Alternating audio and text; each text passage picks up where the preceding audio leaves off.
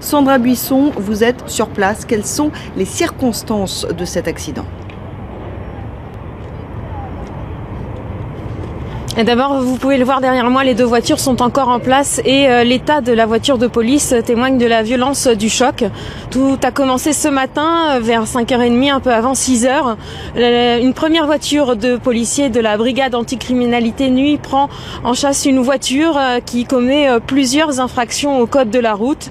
Le 4x4 réussit à semer les policiers, il s'engage sur le périphérique et là, il vient percuter un deuxième véhicule de la brigade anticriminalité. Sur le coup, deux policiers trouvent la mort, un troisième est grièvement blessé.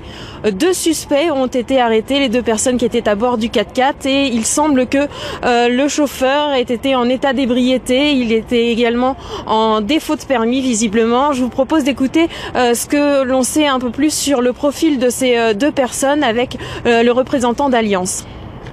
Alors deux personnes visiblement qui étaient dans le 4x4 Range Rover ont été interpellées. Ce sont des individus visiblement connus des services de police et on évoque une alcoolémie ainsi qu'un défaut de permis de conduire. Alors écoutez, les individus prennent la fuite, c'est des véhicules de police donc ils savent forcément que c'est un véhicule de police qui est devant eux, donc dire que c'est un accident, je ne pense pas. Merci beaucoup Sandra pour toutes ces précisions. Merci également à Karima Benamrouche qui est avec vous.